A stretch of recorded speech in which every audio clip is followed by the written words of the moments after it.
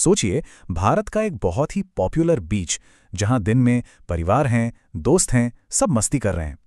लेकिन क्या हो अगर उसी जगह पर रेत के नीचे एक गहरा भयानक राज छुपा हो। चलिए आज हम सूरत के पास मौजूद डुमास बीच की इसी कहानी की परतों को खोलते हैं। अब देखिए, जो कोई भी इस बीच पर पहली बार जाता है ना, उसके दिमाग में एक ही सवाल सबसे पहले आता है, आखिर यहाँ की रेत काली क्यों है? और ये कोई मामूली ज्योग्राफिकल बात नहीं है, नहीं, इसके पीछे एक ऐसी कहानी है जो इस जगह की पहचान बन गई है। स्थानीय लोग और पुरानी मान्यताएं बताती हैं कि डुमास बीच सदियों तक एक शमशान घाट हुआ करता था। कहते हैं कि यहाँ जलाई गई अनगिनत चिताओं की राख हवा और पानी के साथ धीरे धीरे रेत में मिलती चली गई और उसने इस सुनहरी रेत को हमेशा हमेशा के लिए काला कर दिया। यही वजह है कि लोग इसे सिर्फ एक बीच नहीं बल्कि बेचैन आत्माओं का घर भी मानते हैं।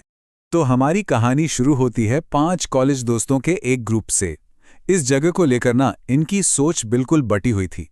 एक तरफ कुशल जैसे दोस्त थे जिन्हें अब गोवा बोरिंग लगने लगा था और डुमास की ये सारी बातें सिर्फ इंटरनेट की अफवाहें लगती थीं।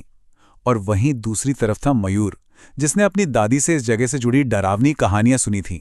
वो ये भी जानता था कि मछुआरे तक सूरज ढलने के बाद उस तरफ जाने से बचते हैं। इस पूरी ट्रिप का फैसला जिस एक बात पे आके टिका वो थी मयूर को मिली एक चेतावनी। उसकी दादी हमेशा कहती थी, जो कोई तने रात्रे डुमास मां नाम लईने बोलावे तो पाछड़ फरीने जो तो नहीं। मतलब डुमास में रात के वक्त अगर कोई तुम्हारा नाम लेकर पुकारे तो भूलकर भी पीछे मुड़कर मत देखना।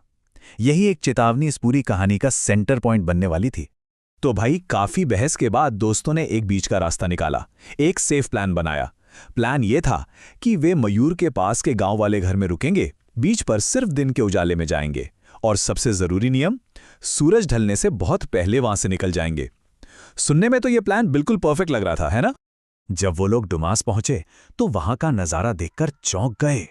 सब कुछ बिल्कुल नॉर्मल था। बच्चे खेल रहे थे, परिवार घूम रहे थे, चाट पकोड़े वाले अपने ठेले लगाए हुए थे। ऐसा लग रहा था मानो कोई मेला लगा हो। उस माहौल को देखकर उन डरावनी कहानियों पर यकीन करना वाकई बहुत मुश्किल था। लेकिन दिन के उजाले में भी कुछ चीजें थीं जो खटक रही थीं।